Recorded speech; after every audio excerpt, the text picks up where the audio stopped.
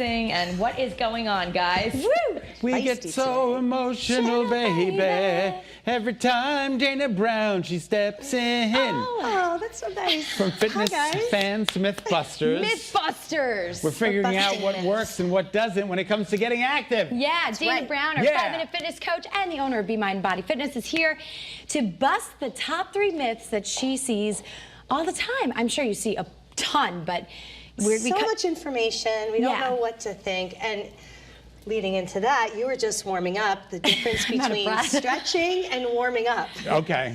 Right? So you were just warming up. Actually, you were doing both. You started with a stretch. And then we got into some cardio. And then you got into a warm up. But stretching in itself is actually a workout. Is it a prerequisite to do before you work out if you have the time? No, the warm up is the prerequisite. The warm up. The warm up. So there's a difference. So warming up is what gets the blood flowing, gets the oxygen flowing to your muscles, but most importantly, warms up your joints. Okay. Right? So if you're just like going right into something high impact, you're keeping your joints So my safe. trainer has me do 3 exercises, one for each body part, like lower, upper, middle, and like right before we start our whole physical exercise regime.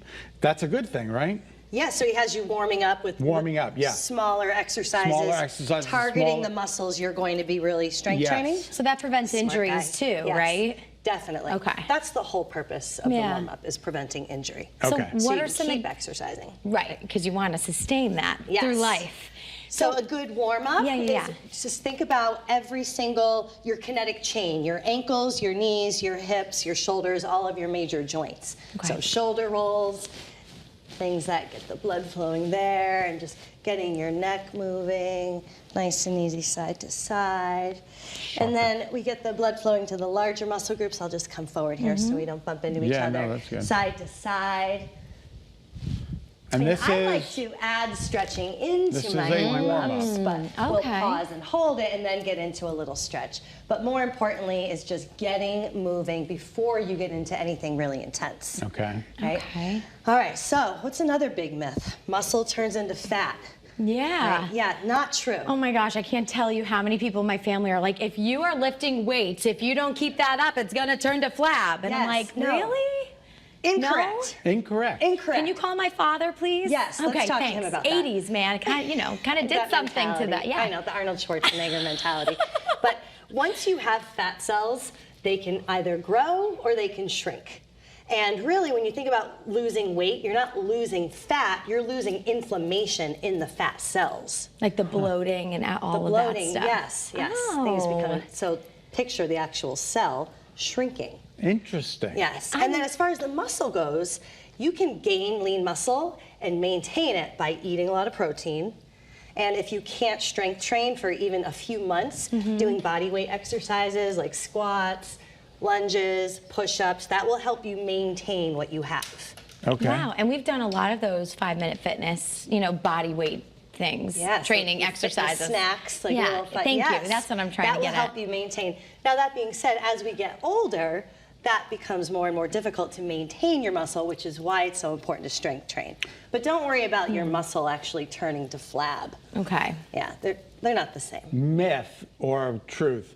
If you work out the same body part every day, it'll get bigger. You're supposed to work at You're supposed to work at every body part every single day. Like, if I do legs one day, I should do legs the next day. No. No. So break it down, because when you're trying to increase the size, I'm just using a quad as an example. When you're trying to increase the size of the muscle, you have to do such heavy strength, weight-bearing activity against the muscle that you have to give it time to recover. That soreness that you feel the next day is actually the muscle fibers tearing and mending. So very interesting. Overtrain, if you're doing it every single day, then overtraining is not good. So you should do it, give yourself a little bit of a rest, a couple of days, and then go back to doing the same body part. Yes. So when you're trying to build lean muscle, increase the size, brace that core. Yes, when you're trying to increase the size of your muscles, there's science behind it. Get a lot of protein and break it down. What's the science in getting in touch with you? BeMindBodyFitness.com. Well, there you go. There's Yes. all the information. How miraculously it. it just appears on our screen. Isn't that That's great? awesome. So all of those myths are things that can be busted with That's you. right. And all that information and the Harmony workout, which by the way, you presented last week and everyone's been talking about it. So much fun. More great. I crunches. love that your staff is so open to exercising midday. More relief from crunches, stress. flat stomach. Oh yeah, don't just do a bunch of crunches to get a six-pack. You have to work all of those muscles. Like the 360? All of it. Yes, your powerhouse. All right. That's right. Powerhouse. Have a great day, guys.